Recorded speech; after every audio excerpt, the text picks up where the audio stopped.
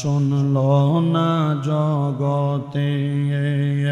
কান্দে মা ফাতেমা, কান্দে মা ফাতেমা, হোসেন হারা শোকেতে। মা ফাতেমার কান্দন সীমার শুনলো না জগতে, আল্লাহ শুনলো না জগতে। কারবালার ময়দানে নবীর বংশ শহীদ হইল, সেই দিন হইতে ইয়েজিদের দল ঈমান হারা হইল। নবীর প্রাণ হুসাইনের গলায়, নবীর প্রাণ হুসাইনের গলায় শিমর ছুরি চালাইল। মা ফাতেমার কান্দন শিমর শুনলো না জগতে, আল্লাহ শুনলো না জগতে। পানি পানি করে শহীদ হইল যেই দিন কারবালায়, নিষ্ঠুর বেদিন হামলা চালাই নবী বংশের কাফেলায়। এমন নিষ্ঠুরের কাজ, এমন নিষ্ঠুরের কাজ দেখি নাই আর চোখেতে। মা ফাতেমার কান্দন শিমর শুনলো না জগতে, আল্লাহ শুনলো না জগতে। কান্দে মা ফাতেমা, কান্দে মা ফাতেমা, হোসেন হারা শোকেতে। মা ফাতেমার কান্দন শিমর শুনলো না জগতে, আল্লাহ শুনলো না জগতে। যখন শিমর চালাই চুরি হোসেনের গলায়, মা ফাতেমার বুকটা তখন দুঃখে ভরে যায়। তখন ব্যথার আগুন জ্বলে, তখন ব্যথার আগুন জ্বলে মা ফাতেমার বুকেতে। মা ফাতেমার কান্দন শিমর শুনলো না জগতে, আল্লাহ শুনলো না জগতে। নবী বলেন রক্তের বদলা নিব পরপারে, উম্মত গণরে করব যে পার ময়দান হাসরে। বলে মাসুদ হাসান এমন প্রেমিক দেখি নাই এই জগতে। মা ফাতেমার কান্দন শিমর শুনলো না জগতে, আল্লাহ শুনলো না জগতে। কান্দে মা ফাতেমা, কান্দে মা ফাতেমা, হোসেন হারা শোকেতে। মা ফাতেমার কান্দন শিমর শুনলো না জগতে, আল্লাহ শুনলো না জগতে। আল্লাহুম্মা সাল্লি আলা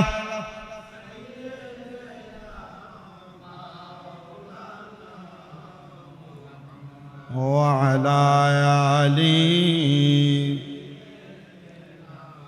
مولانا لا إله لا ذكر لا إله لا لا لا إله لا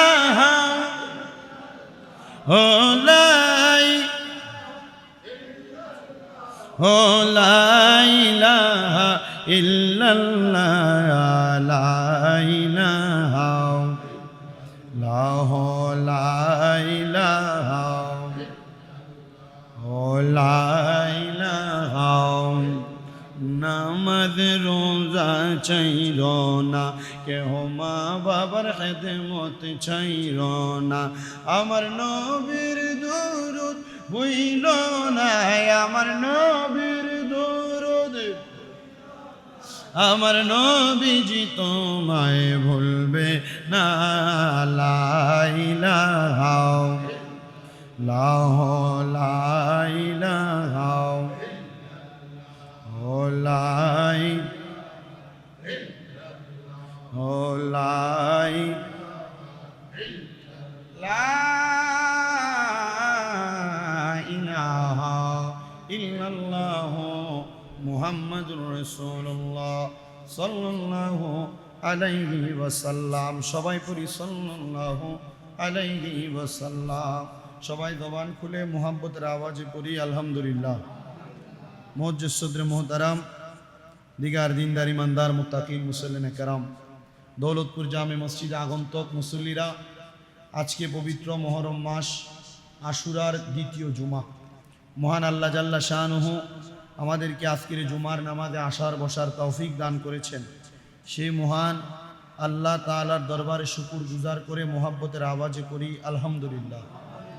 উপস্থিত হাজিরিন, যেহেতু আশুরার দিন, মুহররমের 10 তারিখ আজকেই চলতেছে, মহান আহলে বাইতে রসুল এই দিনে শাহাদাত বরণ করেছে।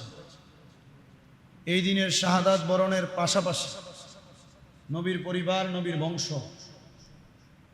আমাদেরকে একটা জিনিস শিক্ষা দিয়ে গেছেন, কারবালার ময়দানে শাহাদাত বরণ করে নিজের জীবন দেওয়া যাবে, কিন্তু ঈমান দেওয়া যাবে না। তো এই আহলে বাইতে রসুলের ভালোবাসা আমাদের অন্তরে আছে, নবীর পরিবারের ভালোবাসা আমাদের অন্তরে আছে। অন্তরে আছে বিদায় আমরা সদা সর্বদা নবী পরিবার, আহলে বাইত, পাক পাঞ্জাতন আলাইহিমুস সালাম, এদেরকে মোহাব্বত করি, ভালোবাসি, এদের ভালোবাসার বহিঃপ্রকাশ ঘটাই।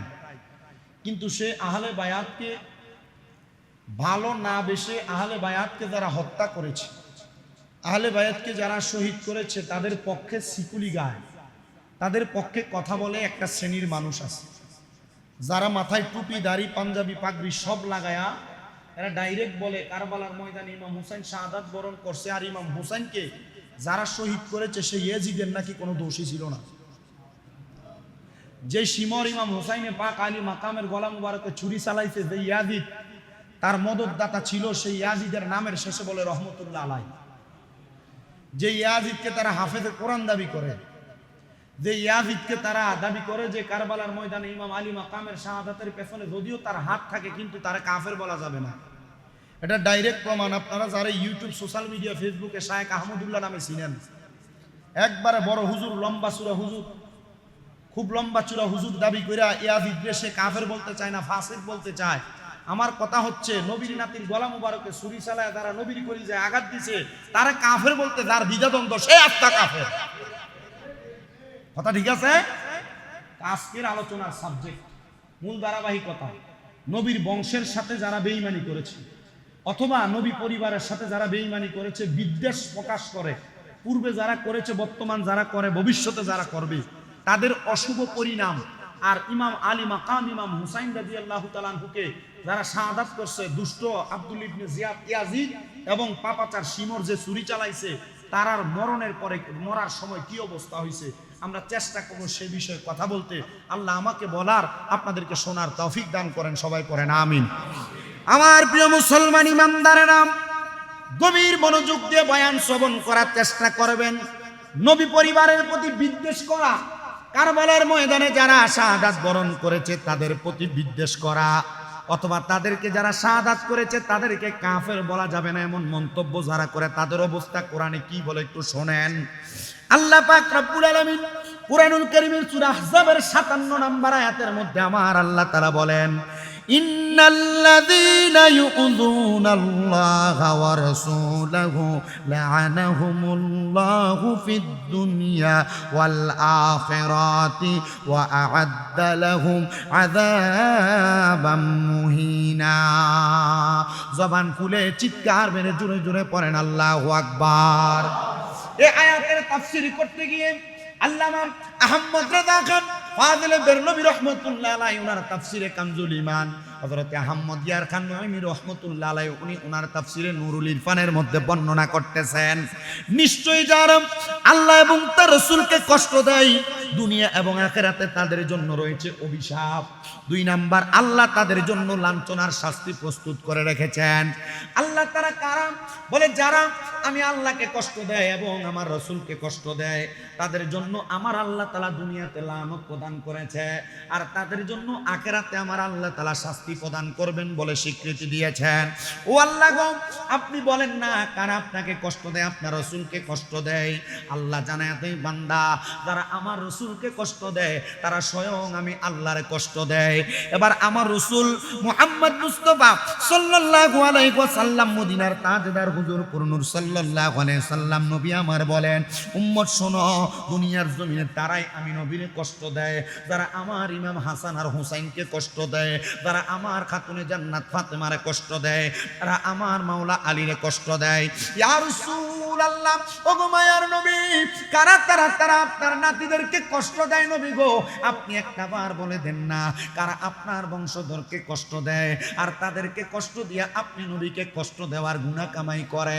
নবী আমার বলে তারা আর কেউ না, তারা হলো আমি নবীর কলিজার টুকরা সাহাবী হযরতে আমিরে মুয়াবিয়া রাদিয়াল্লাহু তাআলা আনহুর সন্তান যে ইয়াজিদ, তার ব্যাপারে আমার আল্লাহ তাআলা লানত প্রদান করেছে, আমার নবী লানত প্রদান করেছে। যখন খেলাফতের রাজনীতি শেষ হয়ে যাবে রে মুসলমান ইমানদারেরা, একটু মনোযোগ দিয়া শোনেন রে, মনোযোগ দিয়া। যখন ইয়াজিদের আব্বা ইন্তেকাল করলো, ইন্তেকাল করার পর ইয়াজিদ বলে আমার কাছে ক্ষমতা যদি না আসে আমি এই ক্ষমতার অধিকারী আর কাউকে হতে দিব না। তখন ইয়াজিদ চিন্তা করলো, ইয়াজিদের চাইতে সবচাইতে বেশি ক্ষমতাওয়ালা 3 জন ব্যক্তি ছিল। এর মধ্যে ছিল ইমামে আলী মাকাম ইমাম হাসান রাদিয়াল্লাহু তাআলা আনহু, 2 নাম্বার ছিলেন হযরতে আব্দুল্লাহ ইবনে জুবাইর রাদিয়াল্লাহু তাআলা আনহু, 3 নাম্বার ছিলেন হযরতে আব্দুল্লাহ ইবনে ওমর রাদিয়াল্লাহু তাআলা আনহু। ইয়াজিদ বলে আমারে যদি ক্ষমতা না দেয় তাদেরকে আমি ক্ষমতায় বসতে দিব না। 10,000 সৈন্য পাঠাইছে নবীর নাতি ইমাম হাসানের কাছে, ওই ইমাম হাসান আপনি খেলাফতের রাজনীতি করা লাগবে না, আপনি আমার কাছে বায়াত গ্রহণ করেন। আচ্ছা বলেন বায়াত গ্রহণ করবে যার হাতে, তারে যদি বলে আমার হাতে বায়াত গ্রহণ করেন, এটা তো বেমানান বেমানান বেমানান। নবীর নাতি ইমাম হাসান বলে না, মানবো না। তুমি যদি এখানে খেলাফতের রাজনীতি কায়েম করতে চাও, তোমার বদৌলতে আব্দুল্লাহ ইবনে জুবাইরকে বসানো হবে, আব্দুল্লাহ ইবনে ওমরকে বসানো হবে, তবে তুমি ইয়াজিদকে এই আসনে বসানো হবে না। কারণ কি? কারণ হাদিস প্রমাণ করে ইয়াজিদের 2টা বদ খাসিয়ত ছিল। 1 নাম্বার খাসিয়ত ছিল ইয়াজিদ ছিল নেশাখোর, 2 নাম্বার খাসিয়ত ছিল ইয়াজিদ ছিল একজন নারী ডুবি মানুষ। যদি ক্ষমতার আসনে বসে, আসনের বসার আগে এলাকার নতুন নতুন সুন্দরী মহিলাদেরকে আইনা ওই ইয়াজিদ তাদের সঙ্গে পাপাচার করত।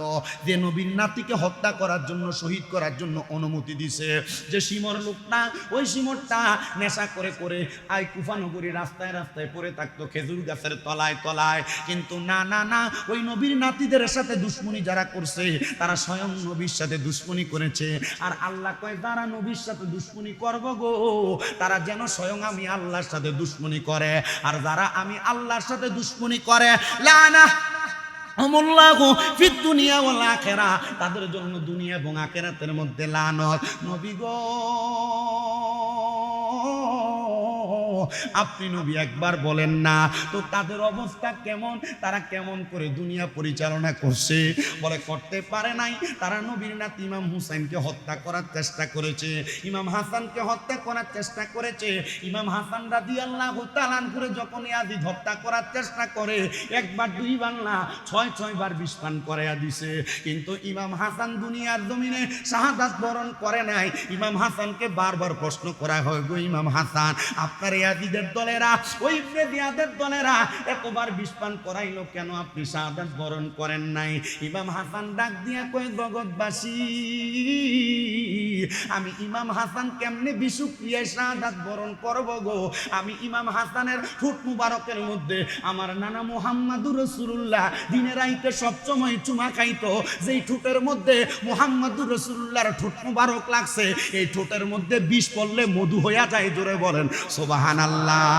আরে ও ভাই, কহে একবার শুনি, আর কে তোমারে খাওয়াইলো জহর রাসূলের পরানি রে, বাইরে আমার সোনার চন্দ্রমণি। আকাশ কান্দে বাতাস কান্দে, কান্দে দরিয়ার পানি। আর দুই পুত্র হারাইয়া কান্দে জান্নাতে ফাতেমা জননী গো। বাইরে আমার সোনার চন্দ্রমণি। আল্লাহ বলে ও জিবরাইল যাও না রে চলিয়া। আর ৭০,০০০ ফেরেশতা আনো জানাজার লাগিয়া গো। বাইরে আমার সোনার চন্দ্রমণি। ছোট ভাই কই বড় বাইরে, ও ভাই কেমনে যাও চলিয়া। আরে আজকে থেকে গেলাম গো আমি বাইহারা হইয়া গো। বাইরে আমার সোনার চন্দ্রমণি। ও ভাই কহে একেবার শুনি, আর কে তোমারে খাওয়াইল ঘর রাসূলের পরানি রে। বাইরে আমার সোনার চন্দ্রমণি। একটা জবান বন্ধ রাখবেন না, চিৎকার মেরে বলেন আল্লাহু আকবার।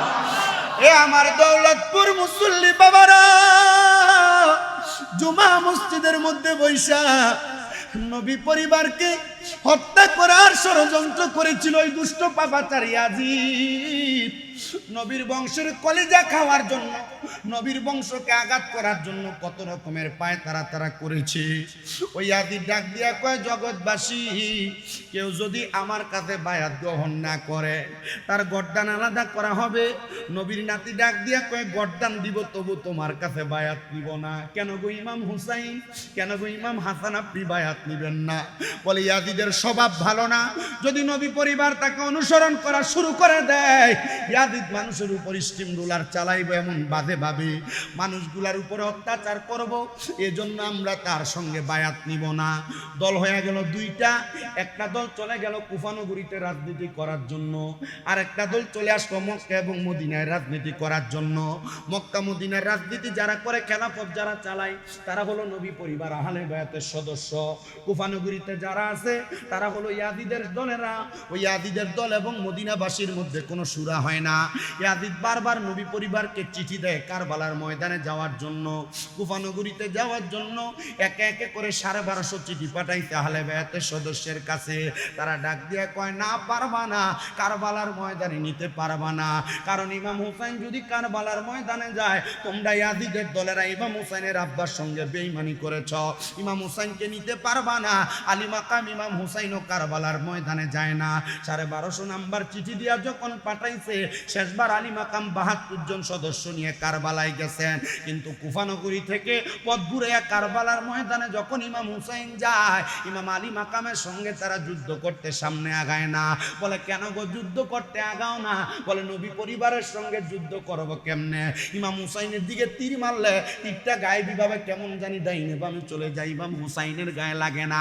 কারণটা কি বলো না? বলে, নবী পরিবারের কলিজার টুকরা ইমাম হুসাইন রাদিয়াল্লাহু তাআলা আনহু, ওনাকে পাহারা দেওয়ার জন্য আল্লাহ রহমতের ফেরেশতা আসমান থেকে দুনিয়াতে পাঠাইছে। ওগো হুসাইন, তোমার কেন এত ক্ষমতা, এত দাম? ইমাম আলী মাকাম ইমাম হুসাইন ডাক দিয়া কয়, আমার দাম আমার জন্য না, আমার দাম আমার নানা মুহাম্মদুর রাসূলুল্লাহ সাল্লাল্লাহু আলাইহি ওয়াসাল্লামের জন্য। আমার আল্লাহ বলতে, আমার নবীর মাধ্যমে আমি আলী মাকাম ইমাম হুসাইন কারবালার ময়দানে শাহাদাত বরণ করার কারণে আমার যত ফোঁটা রক্ত মুবারক মাটির মধ্যে পড়বে, প্রত্যেক ফোঁটা রক্ত মুবারকের বিনিময়ে আমার নানার লক্ষ কোটি গুনাহগার উম্মতকে আমার আল্লাহ মাফ করে দিবে। বলেন সুবহানাল্লাহ।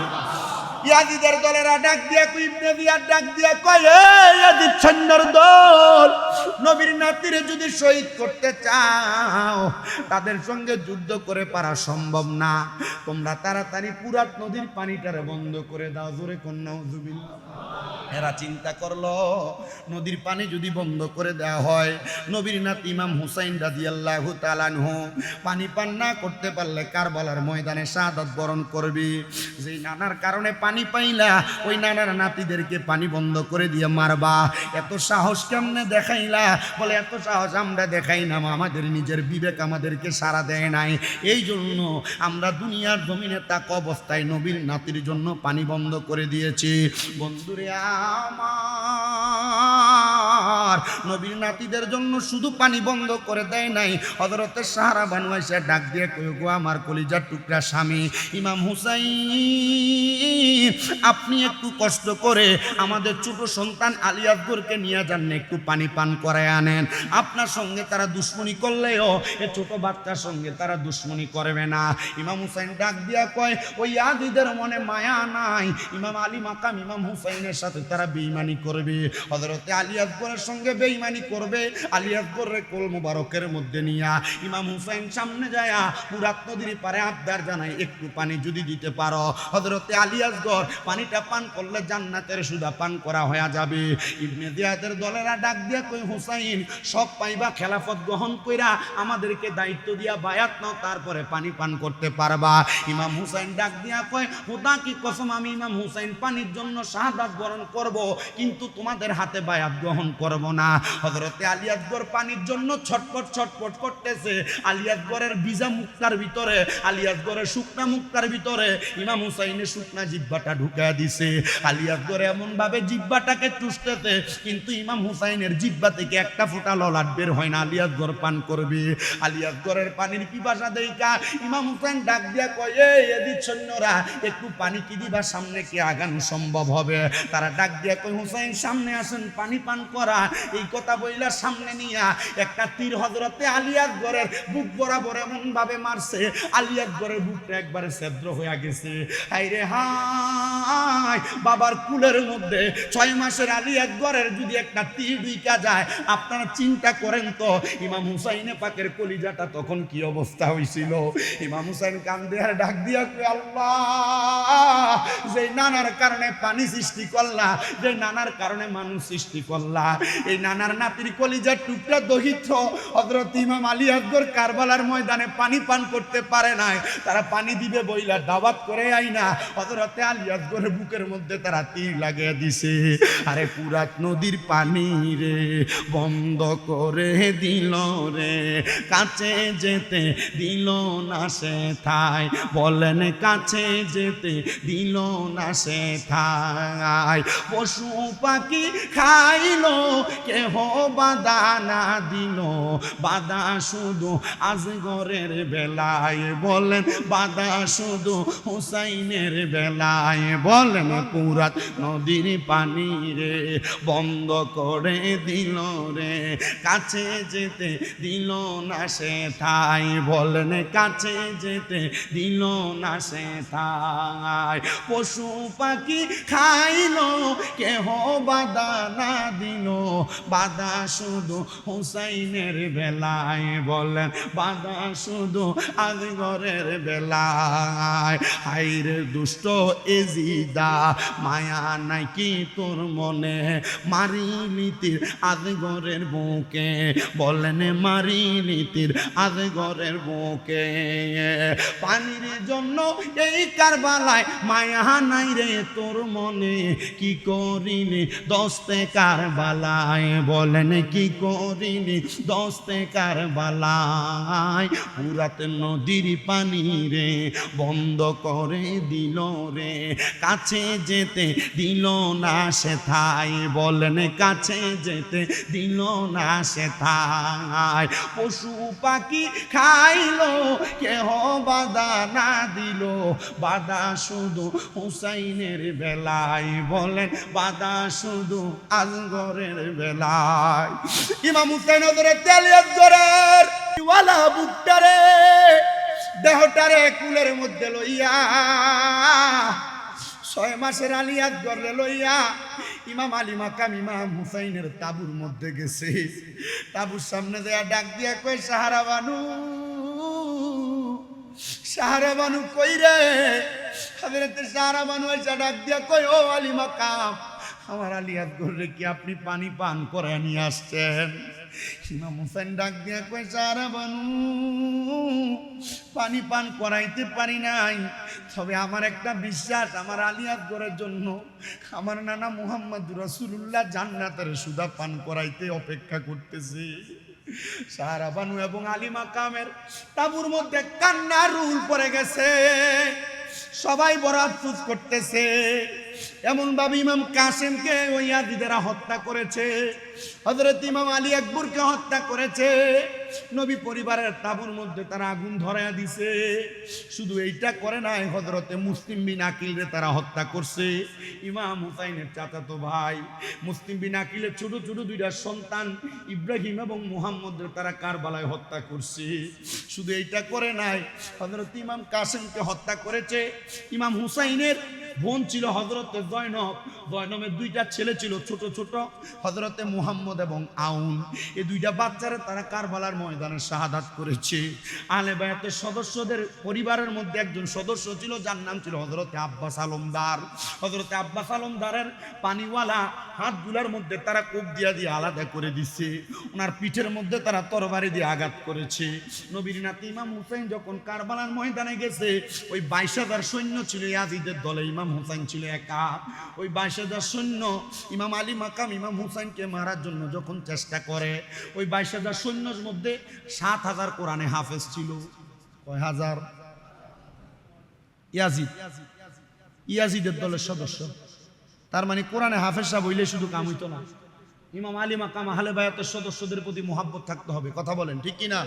এ যদি কোরআনে হাফেজ হইয়া এর মাথার ভিতরে পুরা কোরআন শরীফ মুখস্থ তার দিলের ভিতরে, কিন্তু আহলে বায়াতকে মুহাব্বত করে না, ইয়াজিদের রহমতুল্লাহ আলাইহি কয়, আর ইয়াজিদের নামে শেষে এর রহমতুল্লাহ আলাইহি আবার ইয়াজিদের হাফেজে কোরআনও দাবি করে, আবার ডাইরেক্ট কয় যে ইয়াজিদের কোনো দোষ ছিল না। আচ্ছা এবার আপনারা কোন তো হাফেজের কোনো দাম আছে?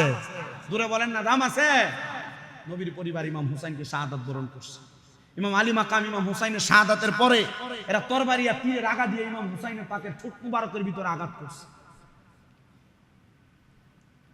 আঘাত করার পরে এরা তো ভালোভাবে মরে নাই। ইয়াজিদের 2টা বদগুণ। কয়টা বদগুণ ছিল? 2টা বদগুণ। এর মধ্যে একটাই বদগুণ ছিল, ইয়াজিদ ছিল নারী লোভী।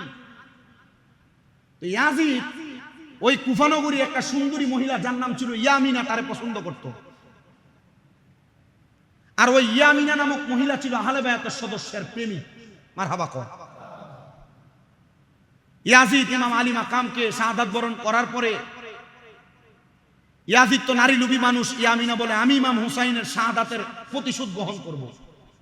ইয়ামিনা ইয়াজিদের কাছে ভিড়তে লাগলেন। ইয়াজিদ ইয়ামিনাকে যতবার দেখে তার কাছে যায়। ইয়ামিনাকে ইয়াজিদ আবার অফার করলো তার সাথে রাত্রি যাপন করার।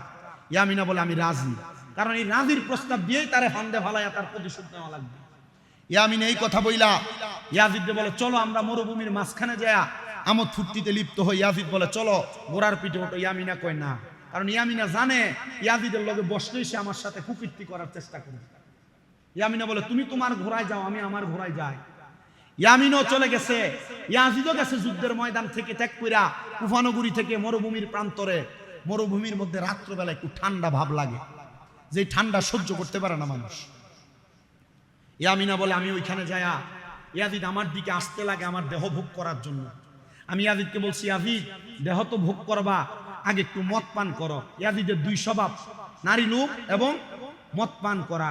ইয়াজিদ রে ইয়ামিনা মদ পান করাইছে, এমন ভাবেই মদ পান করাইছে, করাইতে করাইতে ওই ইয়াজিদকে নেশাগ্রস্ত করে সেখানে অস্থির করে ফালায় রাখছে।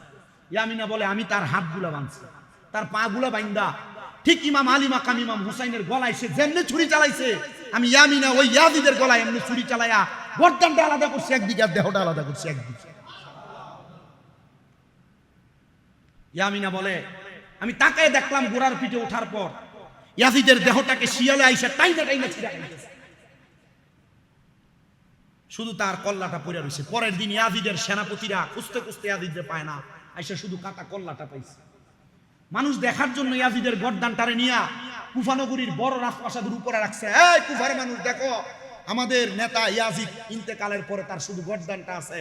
কুফার মানুষ কয়, হায় রে আফসোস, আফসোস নবী পরিবারের গলা কাটছো তুমি, গর্দান আলাদা করছো তুমি, ওই গর্দানের উপরে তরবারি চালাইছো, তরবারি দিয়ে আঘাত করছো ইমাম হুসাইনের ঠোঁট মোবারকে, তোমার অবস্থা এমন হবে আমরা দেখে অবাক হয়ে গেছি। নবী বংশের পরিবাররা বলে, আমরা তাকায় দেখলাম ইয়াজিদের নাকের এক ছিদ্র দিয়া চিকন চিকন সাপ ঢুকে আর আরেক ছিদ্র দিয়ে বের হয়।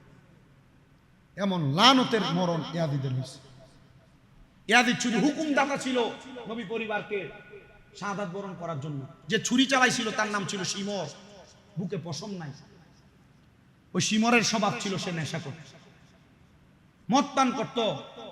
ইয়ামিনা বলে, আমি শিমরেরও সুযোগ নিলাম, তারা মদ পান করে, আমি তার ঘর থেকে বের করে তার লাচার করে চলে আসছি।